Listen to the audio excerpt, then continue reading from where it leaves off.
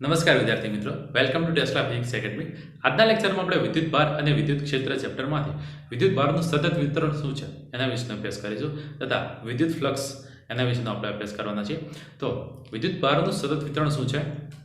તો જો મિત્ર, વિદ્યુત ભારનું સતત વિતરણ એટલે કે વિદ્યુત ભાર જે વિતરિત થયેલા હોય છે અલગ જગ્યાએ એની વિશેની વાત છે અને એના મુખ્ય ત્રણ ભાગ પડે છે: વિદ્યુત ભારનું રેખીય વિતરણ, વિદ્યુત ભારનું પૃષ્ઠ વિતરણ અને વિદ્યુત ભારનું કદ વિતરણ.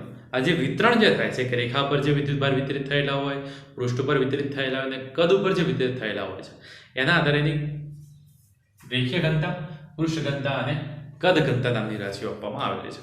વાત એક જ છે કે રેખા ઉપર વિદ્યુત ભાર કઈ રીતે પ્રસ્થાપિત થયેલા હોય છે, પૃષ્ઠ ઉપર કઈ રીતે પ્રસ્થાપિત થયેલા હોય છે, કદ ઉપર કઈ રીતે પ્રસ્થાપિત થયેલા હોય છે, બરાબર? એના આધારે આ રાશિઓ આપવામાં આવે છે. તેમાં પહેલી છે રેખીય ઘનતા. જો મિત્રો, એક તમે રેખીય ઘનતા સમજો તો પૃષ્ઠ ઘનતા અને કદ ઘનતા સમજવી એકદમ એટલે એકદમ ઈઝી છે. વ્યાખ્યામાં કોઈ ડિફરન્સ નથી, ખાલી શબ્દ બદલાય છે અમુક. ઓકે, ચલો પહેલું રેખીય ઘનતા હું તમને સમજાવું તો પહેલા વ્યાખ્યા પહેલા વસ્તુ સમજી લો. માનો કે આપણી પાસે એક આવી રેખા છે, રાઈટ? અને આ રેખા પર આપણે વિદ્યુત ભાર આ રીતે પ્રસ્થાપિત કરેલા છે, બરાબર? એમ સમજો કે આપણે આવી રીતે એક વિદ્યુત ભારિત આપણી પાસે રેખા છે, લંબાઈ સપોઝ કે L જેટલી એની લંબાઈ છે. તો હવે L જેટલી લંબાઈની આ રેખા ઉપર જે વિદ્યુત ભારનું વિતરણ થયેલું છે, બરાબર, એને કહેવાશે રેખીય વિતરણ. અને એકમ લંબાઈ દીઠ વિદ્યુત ભારો, એકમ લંબાઈ દીઠ જેટલા પણ આની પર વિદ્યુત ભાર રહેલા છે એને કહેવાશે રેખીય ઘનતા.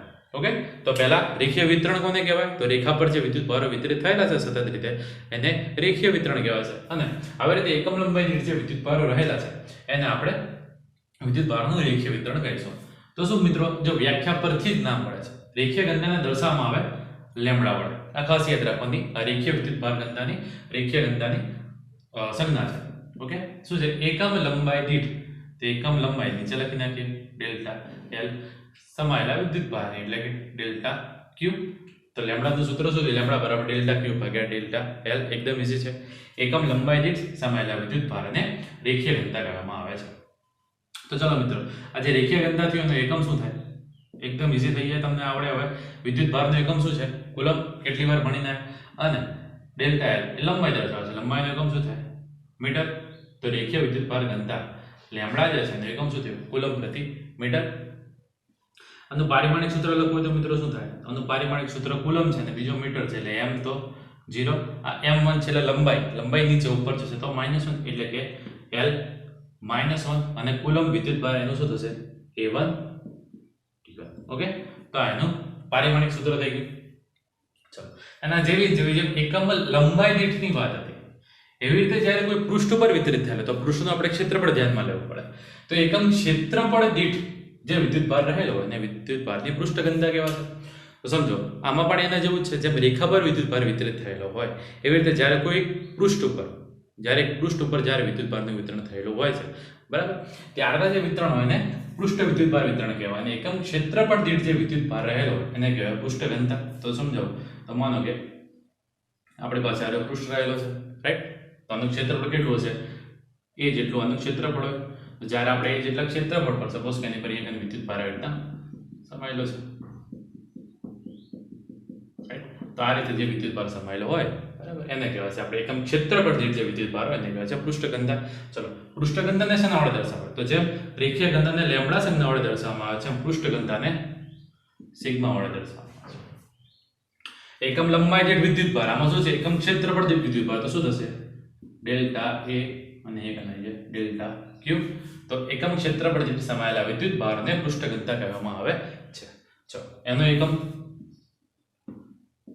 તો વિદ્યુત ભારનો એકમ શું થાય? કુલમ. અને ક્ષેત્રફળ છે એટલે કે લંબાઈ ગુણ્યા પહોળાઈ, તો શું થશે એનું? Metre square. ઓકે, ચલો, મીટર સ્ક્વેર થી તેનું પારિમાણિક સૂત્ર લખતા પણ આપણને આવડે. શું થાય પારિમાણિક સૂત્ર? m0. L1 નીચે છે એટલે કે લંબાઈનો વર્ગ નીચે છે, ઉપર જશે તો L ની -2 અને કુલમનું શું થશે? A1 T1. વિદ્યુત ભારનું આપણે જાણીએ છીએ. એવી રીતે આપણી પાસે છે કદ ઘનતા. તો કોઈ પણ એક કદમાં સમાયેલા વિદ્યુત ભારને કદ ઘનતા કહેવાય. એકદમ સિમ્પલ છે યાર. તો જો સપોઝ કે આવી રીતે કોઈ આપણી પાસે સમઘન આવેલો છે, જરૂર નથી સમઘન હોય, કોઈ પણ કદની વાત કરો તેમાં ચાલે, રાઈટ? તો આ જે સમઘન છે, આ સમઘન ઉપર જે વિદ્યુત ભાર વિતરિત થયેલા હોય, આ રીતે જે વિદ્યુત ભારનું વિતરણ થયેલું હશે એને કહેવાય છે કદ વિતરણ, બરાબર. અને આવા એકમ કદ દીઠ જે વિદ્યુતભાર સમાયેલો એને કહેવાય કદ ઘનતા, જેને દર્શાવવામાં આવે છે રો વડે. તો રો નું સૂત્ર શું થશે મિત્રો? એકમ કદ દીઠ, કદ નીચે સમાયેલો વિદ્યુતભાર ડેલ્ટા ક્યુ, એકમ કદ દીઠ સમાયેલા વિદ્યુતભારને કદ ઘનતા કહેવામાં આવે છે. ઓકે, ચલો એનો એકમ શું થશે મિત્રો? આનો એકમ થાય કુલમ અને આનો એકમ થશે મીટર ઘન. તેનું પારિમાણિક સૂત્ર શું થશે? m0 l ની -3, ઘન નીચે છે એટલે ઉપર જશે તો -3 અને કુલમનું થશે a1 t1. ચલો આપણી પાસે આ xyz યામક પદ્ધતિ ઉપર એક આપણે સાદી રેખા આપેલી છે, બરાબર. જ્યારે કોઈ બી એક આવી રેખા હોય ને રેખા પર જ્યારે રીતના વિદ્યુતભાર વિતરિત થયેલો હોય ત્યારે આપણે એને શું કહીએ છીએ? રેખીય વિતરણ છે તેવું કહીએ છીએ. જેમ કે કોઈ રેખા પર સતત રીતે પથરાયેલા વિદ્યુતભારોને કહેવાય રેખીય વિતરણ. હવે રેખીય વિતરણ બે જાતનું થઈ શકે મિત્રો, નિયમિત પણ હોય ને અનિયમિત પણ હોય. ચલો આવી રીતે જે રેખા પર જે વિતરણ થયેલું હોય વિદ્યુતભારો અને એના કારણે આપણને જે વિદ્યુતભાર ઘનતા જે મળે, શું બોલું છું? વિદ્યુતભાર ઘનતા જે મળે છે એને આપણે શેના વડે દર્શાવીશું? રેખીય ઘનતા વડે. ચલો રેખીય ઘનતાનું સૂત્ર શું થાય મિત્રો? લેમ્ડા. ઓકે, ચલો પણ જો અહીંયા કંઈ જે વિતરણ થયેલું છે એ નિયમિત ના હોય અને અનિયમિત હોય તો આવા સંજોગોમાં જો વિતરણ નિયમિત ન હોય તેવા સંજોગોમાં આજે તમે રેખીય વિતરણ જે લેમ્ડા જે છે એને આપણે લેમ્ડા r ડેશ વડે દર્શાવીશું. r ડેશ શું છે મિત્રો? તો આજે વિદ્યુતભારનું રેખીય વિતરણ જે થયેલું છે એને ઉદ્ગમ બિંદુ O ની સાપેક્ષે દર્શાવતો સ્થાન સદિશ છે r ડેશ. હાલ પૂરતું અહીંયા કઈ જોવું નહીં, ખાલી આટલું જો કે આ જે રેખા જે છે એને દર્શાવતો સ્થાન સદિશ કેટલો છે? r dash. તો આપણે એને વ્યાપક રીતે લેમ્ડા r ડેશ વડે દર્શાવીશું, બરાબર. કયા સંજોગોમાં? જ્યારે વિદ્યુતભારનું વિતરણ નિયમિત ન હોય એવા સંજોગોમાં આપણે લેમ્ડા r ડેશ વડે દર્શાવીશું. ઓકે, ચાલો તો હવે આજે l લંબાઈની જે આખી રેખા જે આપણી જે છે l લંબાઈની જે રેખા છે જેની પર વિદ્યુતભાર વિતરિત થયેલો છે એ l લંબાઈના રેખાના કારણે આ q વિદ્યુતભાર જે અહીંયા આપેલો છે આ q વિદ્યુતભાર પર કેટલું વિદ્યુત ક્ષેત્ર ઉદ્ભવશે એ જો શોધવું હોય તો આપણે શું કરવું પડે? તો એક કામ કરીએ, પહેલા આપણે l લંબાઈની રેખાને નાના નાના સૂક્ષ્મ ભાગમાં વિભાજિત કરી નાખીએ. સૂક્ષ્મ તો એને dl ડેશ જેટલા સૂક્ષ્મ રેખાખંડોમાં વિભાજિત કરેલું કર. શું કર્યું આપણે? એને આખી l લંબાઈની રેખા હતી અને એકદમ નાના નાના ભાગમાં ડિવાઈડ કરી નાખે અને પછી આપણે સરળો કરી નાખશું, રાઈટ. તો એને dl ડેશ જેટલા સૂક્ષ્મ રેખાખંડમાં વિભાગેલો કલ્પો. શું બોલું છું? dl ડેશ જેટલા સૂક્ષ્મ રેખાખંડમાં વિભાગિત કલ્પો. ચાલો તો આની પર સમાયેલો વિદ્યુતભાર કેટલો? તો કે dl ડેશ રેખા પર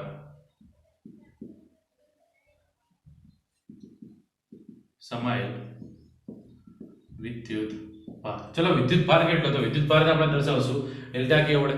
એક થોડી જ વાર પહેલા મિત્રો આપણે આગળ જોયું હતું લેમ્ડાનું સૂત્ર શું હતું? લેમ્ડા બરાબર ડેલ્ટા ક્યુ ભાગ્યા ડેલ્ટા એલ. એકમ લંબાઈ દીઠ સમાયેલા વિદ્યુતભારને રેખીય ઘનતા કહેવામાં આવે છે. એમાંથી આપણે આ જે ડેલ્ટા ક્યુ જે છે એની જરૂર છે, રાઈટ. ચલો તો ડેલ્ટા ક્યુ ને જો આપણે કરતા કરી નાખીએ તો ડેલ્ટા ક્યુ બરાબર શું થશે? Lambda into delta L. ચલો આ કેસમાં આપણે લેમ્ડાને શેના વડે દર્શાવેલો છે? લેમ્ડા r ડેશ વડે. તો માટે આની પર સમાયેલો વિદ્યુતભાર સૂક્ષ્મ વિદ્યુતભાર છે એને dq વડે દર્શાવું છું. તો dq બરાબર શું થશે? તો dq બરાબર લેમ્ડાની જગ્યાએ શું થશે? લેમ્ડા r ડેશ અને dl એ આપણો રેખાખંડ છે અને આપણે શેના વડે સૂક્ષ્મ ભાગમાં dl ડેશ નો વિભાગેલો કરેલો છે. તો માટે dl ડેશ રેખાખંડ પર સમાયેલો કુલ વિદ્યુતભાર કેટલો? dq બરાબર lambda r dash into dl dash, right. ચલો તો આની પર પણ વિદ્યુતભાર છે અને આની પર પણ વિદ્યુતભાર છે. તો જ્યારે બે વિદ્યુતભાર હોય ત્યારે એમની ઉપર શું લાગે? બળ લાગવાનું છે કુલમના નિયમ પ્રમાણે. તો કેટલું બળ લાગે? તો ઉદ્ગમ બિંદુ શું બોલું સાંભળજો. ઉદ્ગમ બિંદુ O ની સાપેક્ષે r સ્થાન સદિશ પર રહેલા વિદ્યુતભાર q. ઉદ્ગમ બિંદુ O ની સાપેક્ષે r સ્થાન સદિશ પર રહેલા વિદ્યુતભાર q પર લાગતું બળ. તો બળ જો વિદ્યુતભાર સૂક્ષ્મ છે મિત્રો તો બળ પણ કેટલું હશે? સૂક્ષ્મ હશે. તો આપણે df વડે દર્શાવી દઈએ. સૂક્ષ્મ બળ લાગે છે એના માટે. તો બળનું સૂત્ર શું થશે? કે q1 q2 by r square, right. ચલો તો k ની જગ્યાએ આપણે લખશું k. q1 તરીકે વિદ્યુતભાર કયો છે? આ dq વાળો વિદ્યુતભાર આપણે લઈ લઈએ. શું છે એનું મૂલ્ય? Lambda r dash dl dash. અને q2 તરીકે બીજો વિદ્યુતભાર કયો છે? સ્મોલ q છે. તો q એક અને બે વિદ્યુતભારો થઈ ગયા ભાગ્યા r સ્ક્વેર. ચલો આટલેથી આટલું અંદર કેટલું થાય? સીધી વસ્તુ છે r સદિશ આર એક આર ડેશ સદિશ અને બીજો આર સદિશ છે તો શું થશે આર માઇનસ આર ડેશ સદિશનો સ્ક્વેર. ચલો આપણે એ દિશામાં એકમ સદિશના રૂપમાં લખવું હોય તો એકમ સદિશના રૂપમાં શું થશે એકમ સદિશ બરાબર સદિશ ભાગ્યા માનકમાં તેનું મૂલ્ય. તો અહીંયા શું થઈ જશે સદિશ આર સદિશ માઇનસ આર ડેશ સદિશ ભાગ્યા માનકમાં તેનું મૂલ્ય. મૂલ્ય માનકમાં કરો એટલે અહીંયા શું કરી નાખીએ આપણે સ્ક્વેર જગ્યાએ ઘન કરી નાખીએ. રાઈટ. ચલો તો જો આગળ આપણને કુલ df જેટલું બળ મળ્યું પણ જો કુલ બળ શોધવું હોય તો કુલ બળ શોધવા કશું નહીં કરવાનું આપણે f net જો આપણે શોધવું હોય તો આવા dl બધાનો સરવાળો કરું તો મને ટોટલ શું મળી જાય કુલ લંબાઈ l મળી જવાની છે.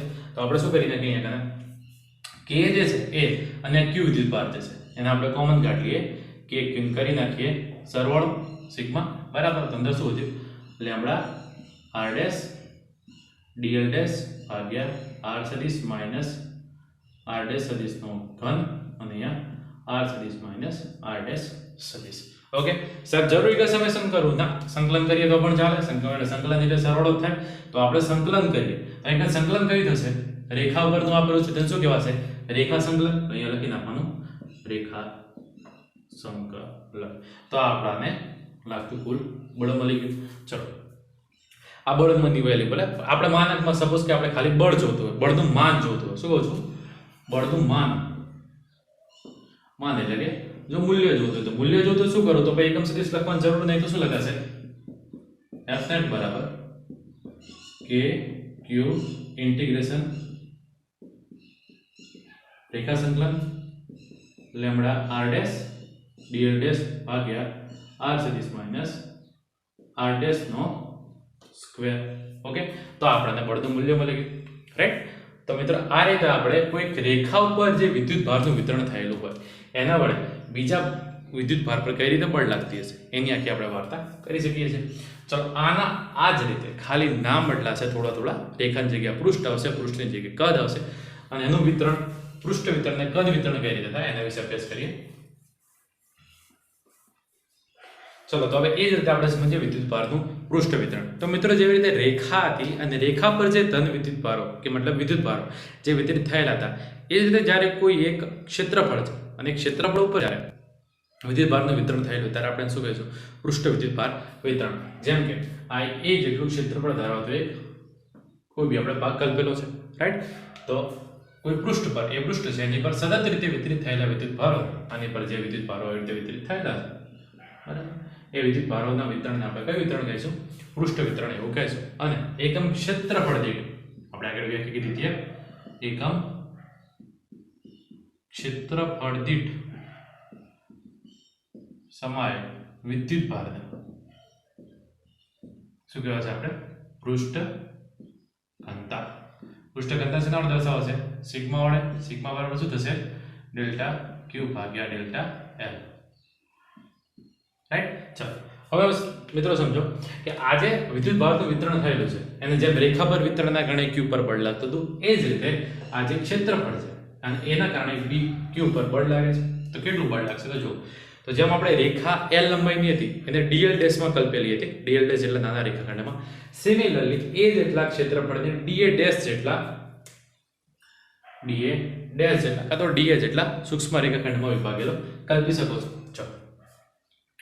તો dA ડેશ જેટલા જે સૂક્ષ્મ રેખાખંડ જે પૃષ્ઠખંડ જે છે એ પૃષ્ઠખંડને દર્શાવતો સ્થાન સદિશ કયો છે r ડેશ.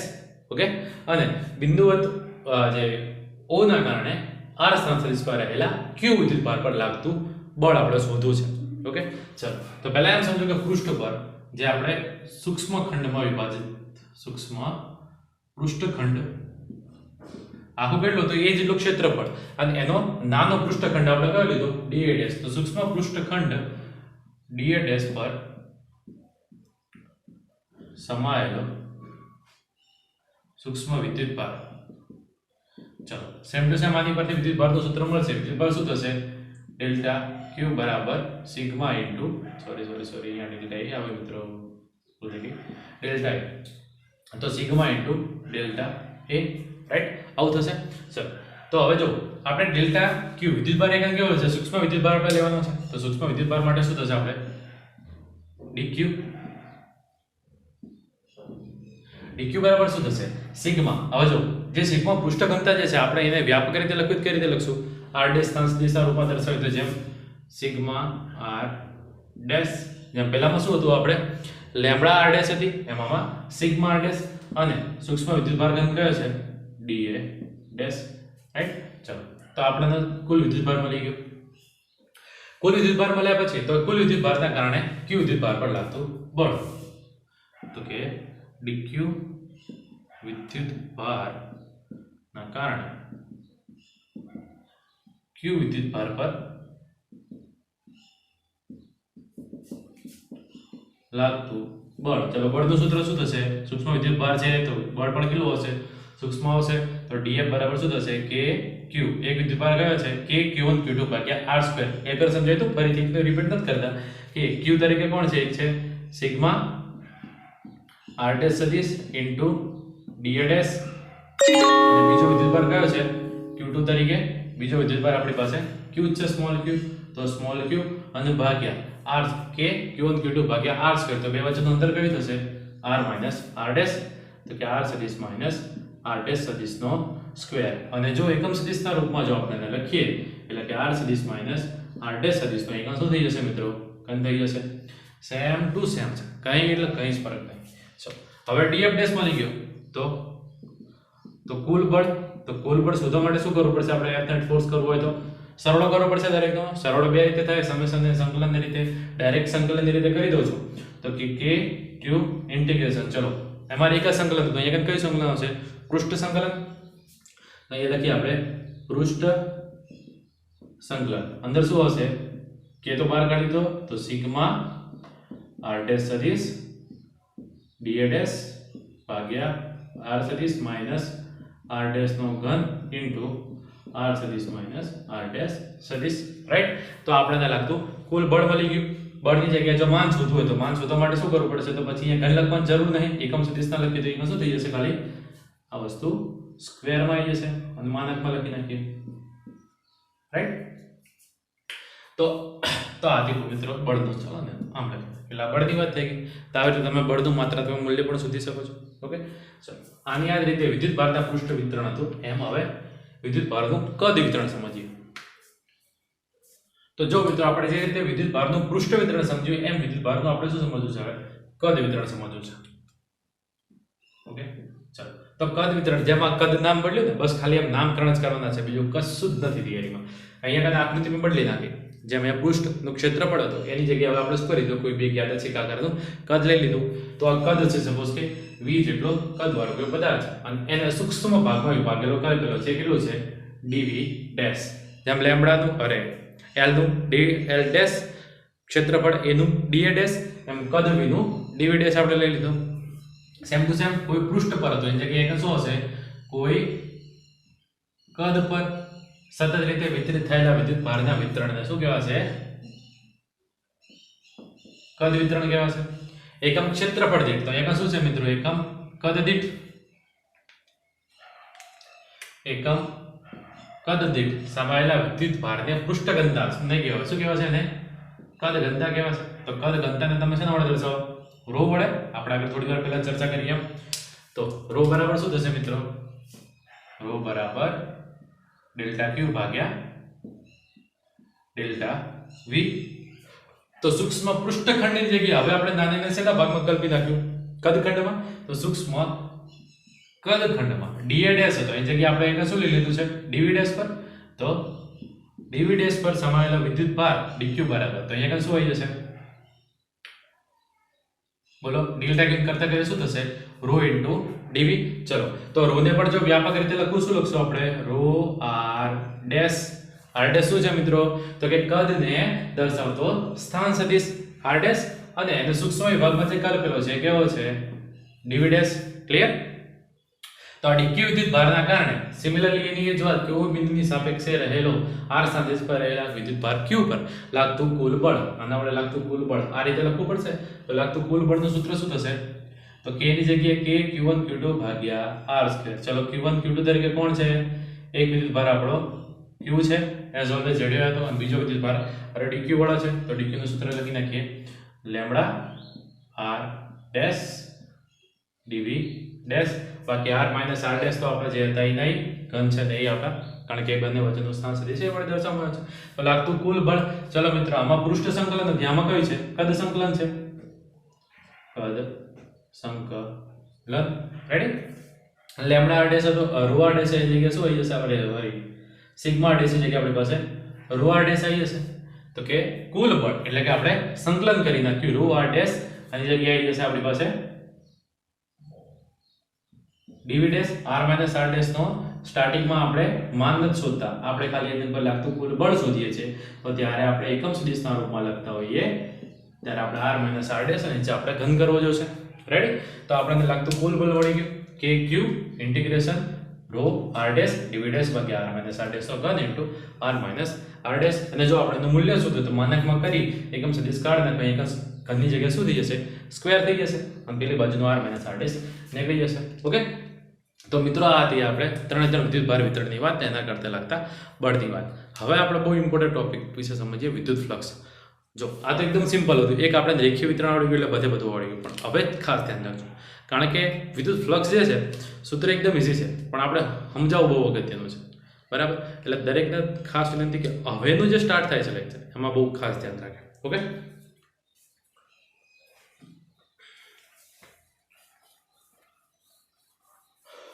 ચલો તો હવે સમજીએ વિદ્યુત ફ્લક્સ કોને કહેવાય. તો જો વિદ્યુત ફ્લક્સ વ્યાખ્યા પછી સમજાવું, પહેલા તમને સાદી રીતે સમજાવું કે માનો કે આપણી પાસે એક બોટલ છે પાણી. ઓકે, આ પાણીની બોટલ જે છે એને તમે એક વિદ્યુત ભારનો સ્ત્રોત સમજી લો. શું સમજી લો? એક વિદ્યુત ભારનો સ્ત્રોત. હવે સમજો કે આ બોટલ આટલી છે, આની જગ્યાએ જો આપણે 2.5 લીટરની બોટલ હોય, તમે પાણી વધારે આવવાનું, રાઈટ? તો જો જે આ બોટલ જે છે એ આપણો વિદ્યુત ભાર છે. બરાબર? અને એમાં સમાયેલું જે પાણી જે છે એ શું છે? આપણી વિદ્યુત ક્ષેત્ર રેખા છે. બરાબર? અહીંયા ડિનોટ કરી નાખું છું કઈ વસ્તુ શું દર્શાવે.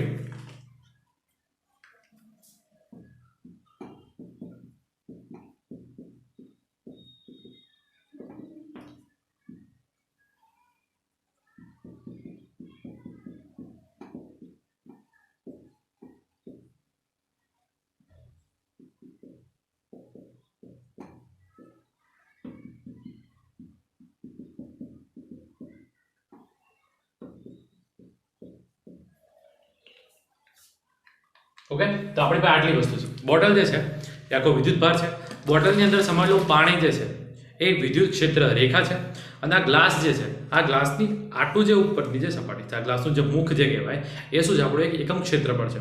ઓકે, તો જરાક વસ્તુ સમજો મિત્રો કે જો બોટલ મોટી લેવામાં આવે તો પાણી વધારે સમાય, એનો મતલબ કે જો વિદ્યુત ભાર વધારે હોય તો વિદ્યુત ક્ષેત્ર પણ કેવી, વિદ્યુત ક્ષેત્ર રેખા પણ કેવી હશે? વધારે હશે. તો જ્યારે આપણે આ જે વિદ્યુત ક્ષેત્ર જે રેખા જે છે અને આ એકમ ક્ષેત્રફળ, તો જ્યારે આ પાણી નીચે પડશે તો એ આ જે ક્ષેત્ર રેખાનો જે ફ્લો જે છે, બરાબર, પ્રવાહ જે છે એ જ્યારે નીચે આવી રીતે જતો હોય, રાઈટ, તો શેમાંથી પસાર થાય છે? એકમ ક્ષેત્રફળમાંથી પસાર થાય છે. રાઈટ? તો માનો કે આ ગ્લાસ હતી, બરાબર, તો આટલું પાણી ભરાયું. પણ જો આ ગ્લાસની જગ્યાએ જો હું બીજી કોઈ વસ્તુ નાની એવી કોઈક કસનળી લઈ લઉં, કસનળી દરેકે જોઈ લે છે, નાની એવી કસનળી લઈ લઉં, તો આ જેટલું મેં પાણી આટલા ફ્લોથી નાખ્યું એ બધું પાણી ગ્લાસમાં જાય છે, એવું કસનળીમાં જાત ના જાત. રાઈટ? પાણી થોડું બહાર ઢળી જાય. તો એનો મતલબ કે જો ગ્લાસમાંથી આ જે ગ્લાસ જે છે, આ ગ્લાસનું જે મુખ છે અને અહીંયાથી આ જે પાણીનો જે ફ્લો જતો હતો, આ શું છે? પાણીનો પ્રવાહ જે છે, આ પાણીના પ્રવાહ, પાણીના આપણે શેના તરીકે લીધું? વિદ્યુત ક્ષેત્ર રેખા તરીકે. એટલે કે વિદ્યુત ક્ષેત્ર રેખા જે બધી આમાં જતી હતી, રાઈટ, એ બધી શેમાંથી પસાર થતી હતી? એક આ પૃષ્ઠમાંથી પસાર થતી હતી. તો આવી રીતે આપેલા બિંદુએ, સપોઝ કે આ પોઈન્ટ લઈ લઈએ, આપેલા બિંદુએ વિદ્યુત ક્ષેત્ર E, વિદ્યુત ક્ષેત્ર E આમ જાય છે, બરાબર. આ વિદ્યુત ક્ષેત્ર E ને લંબ જો ક્ષેત્ર પર નાનો સમતલ ખંડ મૂકવામાં આવે, તો નાનો સમતલ ખંડ તરીકે આપણે કોને મૂકી હતી? એક ગ્લાસ મૂકેલી હતી. તો નાનો સમતલ ખંડ મૂકેલી, તેમાંથી પસાર થતી ક્ષેત્ર રેખાઓની સંખ્યા 1 2 3 4, આ ક્ષેત્ર રેખાઓની જે સંખ્યા છે એને શું કહેવાશે? વિદ્યુત ફ્લક્સ. ગ્લાસનું પાણીનું ઉદાહરણ કેમ આપ્યું એ આગળ સમજાવો. તો ફ્લક્સને દર્શાવે છે ફાઈ વડે. ઓકે, ચલો, તો ફાઈ બરાબર સૂત્ર શું? ફાઈનું સૂત્ર કેવી રીતે આપણે સમજી શકીએ? તો ફાઈનું સૂત્ર છે E * ડેલ્ટા એસ. કઈ રીતે ઇન્ટુ ડેલ્ટા એસ આવે તો જો એ એટલે શું છે આપણું વિદ્યુત ક્ષેત્ર રેખા. તો જો જેમ મેં તમને બોટલમાં પાણીની વાત કરી હતી, તો જો બોટલ આપણે મોટી લઈએ એટલે કે વિદ્યુત ભાર જો મોટો હોય તો વિદ્યુત ક્ષેત્ર રેખા મોટી હશે. તો જો વિદ્યુત ક્ષેત્ર રેખા વધારે પડતી હોય તો ફ્લક્સનું મૂલ્ય ઓટોમેટિક કેવું થઈ જવાનું? વધી જવાનું હતું, રાઈટ? એટલે કે આ જે 4 ક્ષેત્ર રેખા આવતી હતી એની જગ્યાએ ક્ષેત્ર રેખા કેવી થઈ જશે? વધી જશે. એટલે કે જો બોટલ મોટી તો પાણી વધુ, પાણી વધુ એટલે કે વિદ્યુત ક્ષેત્ર મોટું તો ફ્લક્સનું મૂલ્ય પણ કેવું થઈ જશે? વધી જશે. હવે ડેલ્ટા એસ ઉપર કઈ રીતે ડિપેન્ડ કરે છે? તો એટલા માટે મેં ગ્લાસને કસ્ટડી ઉદાહરણ આપ્યું હતું કે ભલે ક્ષેત્ર રેખા આટલી બધી મોટી કેમ ના રહી, પણ જો આટલી જ 1 2 3 4 5 6 7 8 9 10 1 2 3 4 5 6 7 8 9 10 એટલી ક્ષેત્ર રેખા છે. પણ જો નાની કસ્ટડી લેવામાં આવે, આ નાની કસ્ટડી લઈ લીધી તો પસાર થતી એમાંથી ક્ષેત્ર રેખા કેટલી છે? 1 અને 2. તો આ જે બે ક્ષેત્ર રેખા જાય છે એને શું કહેવાય? ફ્લક્સ. એકમ ક્ષેત્રફળ જો આ ક્ષેત્ર રેખાને લંબ રૂપે મૂકેલા ક્ષેત્રફળમાંથી આ પસાર થતી ક્ષેત્ર રેખાની સંખ્યા જે છે આ 1 અને આ 2, આ ક્ષેત્ર રેખાની સંખ્યાને શું કહેવાય મિત્રો? ફ્લક્સ કહેવાય. તો જેમ અહીંયા ક્ષેત્રફળ મોટું હતું, રાઈટ, તો ફ્લક્સનું મૂલ્ય કેવું હોય? વધારે. અને અહીંયા ક્ષેત્રફળ નાનું થઈ ગયું તો ફ્લક્સનું મૂલ્ય કેવું થઈ ગયું? ઓછું થઈ ગયું. બરાબર? તો આની પર ડિપેન્ડ કરે, રાઈટ? હવે માનો કે એટલી ગ્લાસ છે, બરાબર?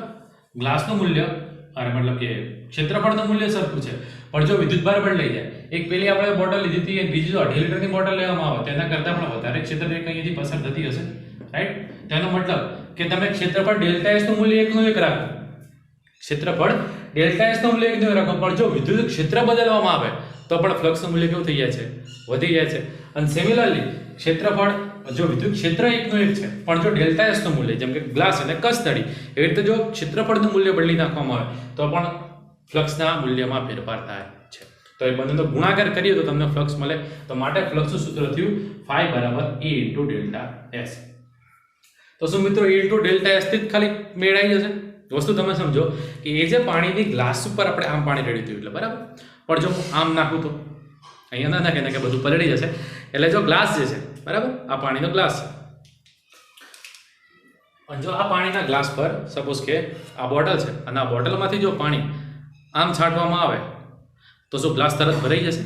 તો પાણીનો ફ્લો કાંઈ બધો ગ્લાસમાંથી પસાર થતો નથી, ઉપરથી પસાર થાય. ચલો માનો બોટલ હું અહીંયાથી રેડું છું, બરાબર, થોડી અહીંયાથી, મતલબ પેલી જે સીધી રેડી હતી જગ્યાએ થોડી ઊંધી રેડું, એટલે મતલબ કે બે વચ્ચે કંઈક એંગલ થીટા બનતો હોય, બરાબર, કંઈક ખૂણે જો રેડવામાં આવે તો પણ શું એટલો ને એટલો ફ્લો અંદર થઈ જશે? ક્ષેત્ર રેખા એટલી પસાર થાય? ના થાય. એનો મતલબ કે જો કોણ બદલી નાખવામાં આવે, એમ કે ઘણી વાર આપણે પાણી ભરતા હોય જો કોઈક આપણે બોલાય બસ જોવા જઈએ તો ગ્લાસમાંથી પાણી ઢળી જાય સાઈડમાં, કારણ કે જે એંગલ જે છે એ એંગલ કેવું થઈ જાય છે? બદલાય. એટલે થીટા એંગલ પર પણ ડિપેન્ડ કરે, રાઈટ? તો આપણે આ બેનો સદિશ ગુણાકાર જો કરી નાખીએ તો શું થઈ જશે? phi બરાબર E delta S cos theta, right?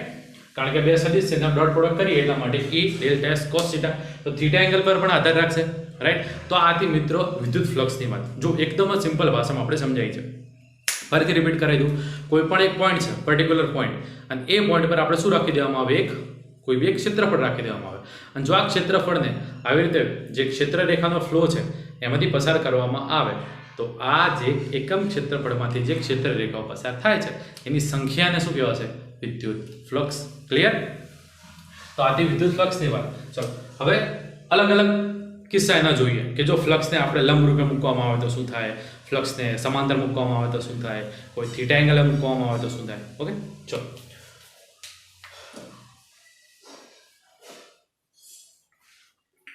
જો તો હવે આપણે વિદ્યુત ફ્લક્સ થોડું ડિટેલમાં સમજીએ. તો જો આપણે પહેલા વિદ્યુત ફ્લક્સનો એકમ તમને કીધું, બોલવાનું રહી ગયું થોડું.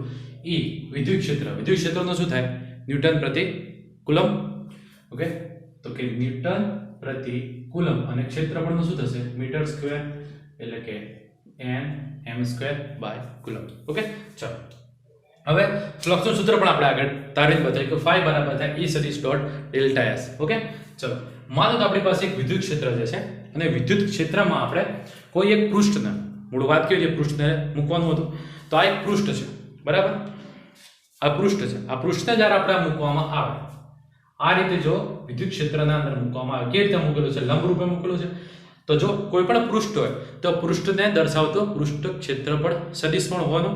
તો આ એક પૃષ્ઠ ક્ષેત્રફળ સદિશ એ છે, બરાબર.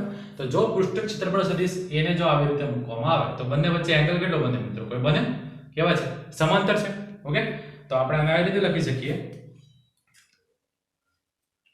કે જો આવી રીતે કોઈ પણ એક પૃષ્ઠને મૂકવામાં આવે છે, બરાબર, તો એને દર્શાવતો પૃષ્ઠ ક્ષેત્રફળ સદિશ એ પણ કેવી રીતે આવે છે? એ આ રીતે આવે છે અને e અહીંયા છે. તો મિત્રો બંને વચ્ચે એંગલ કેટલો બન્યો? 0. તો e અને a વચ્ચે થીટાનું મૂલ્ય કેટલું છે? 0 છે. તો આવા કેસમાં થીટાનું મૂલ્ય 0 છે, આપણને ફ્લક્સ કેટલું મળે? તો ફ્લક્સ phi બરાબર e સદિશ dot delta s cos 0. cos 0 ની કિંમત કેટલી થાય? 1. તો phi બરાબર સૂત્ર કેટલું મળશે તમને? e a, right? ચલો, આના સિવાય એક બીજો કિસ્સો વિચારો કે માનો કે આપણે ક્ષેત્રફળને થોડું ત્રાંસું મૂકેલું છે, બરાબર.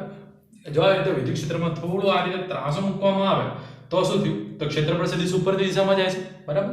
આ ક્ષેત્રફળ જે છે એને પહેલા આમ હતું, એની જગ્યાએ જો થોડું આવી રીતે ત્રાંસું મૂકવામાં આવે તો ક્ષેત્રફળ સદિશ ઉપરની દિશામાં જાય છે, એટલે કે બંને વચ્ચે કંઈક એંગલ બને છે. માનો કે થોડું આપણે ત્રાંસું મૂક્યું તો આવા કેસમાં શું થશે? આ જે ક્ષેત્રફળ સદિશ a જે છે એ આ દિશામાં ગયો, બરાબર, અને અહીંયાથી ચાલો એક થોડું દોરવાનું રહી ગયું છે, ક્ષેત્રરેખા દૂર દેખાવી છે,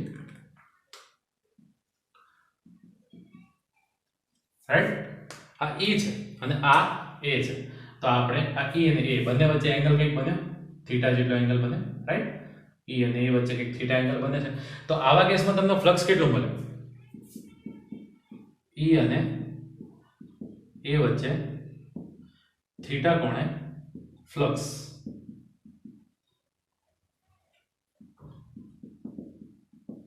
phi બરાબર શું થશે? તો phi બરાબર બંને વચ્ચે એક તો ચલો a ના બે ભાગ પડશે, એક ભાગ પડશે ઉપરની બાજુ કયો થાય?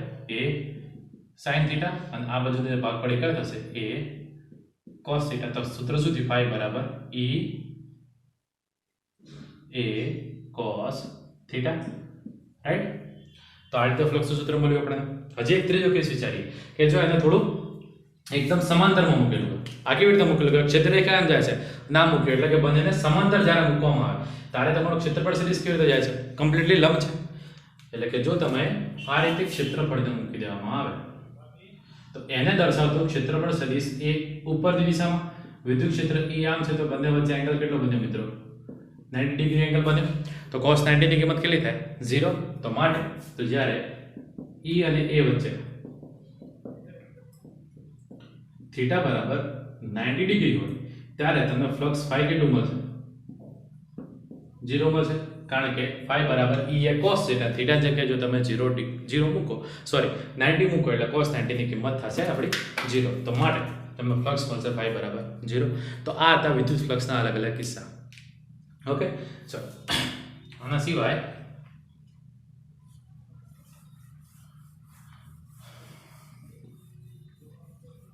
તો મિત્રો વિદ્યુત ફ્લક્સ આપણા ત્રણ જાતના હોઈ શકે. એ ધન પણ હોઈ શકે, ઋણ પણ હોઈ શકે અને શૂન્ય પણ હોઈ શકે. આ ત્રણે ત્રણ ફ્લક્સનું મૂલ્ય હોઈ શકે. એ આપણે આગળ જોયું કે જ્યારે આપણે બંને સમાંતર મૂકેલા છે, જેમ કે આ એક રેડી કલરનું દોરેલું એક આપણું સમતલ છે અને આ ક્ષેત્રરેખા પસાર થાય છે, બંને કેવું છે? એકબીજાને સમાંતર છે.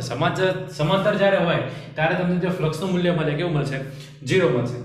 પછી ધન ક્યારે મળે? તો જ્યારે તમારો થીટા જે છે is less than 90 ડિગ્રી કરતા ઓછો હોય. આ સૂત્રના અંદર તમે કિંમતો મૂકેલી દરેક વસ્તુ તમને મળી જાય. જ્યારે થીટાની કિંમત 90 ડિગ્રી કરતા ઓછી હોય ત્યારે cos થીટા તમને કેવો મળવાનો છે?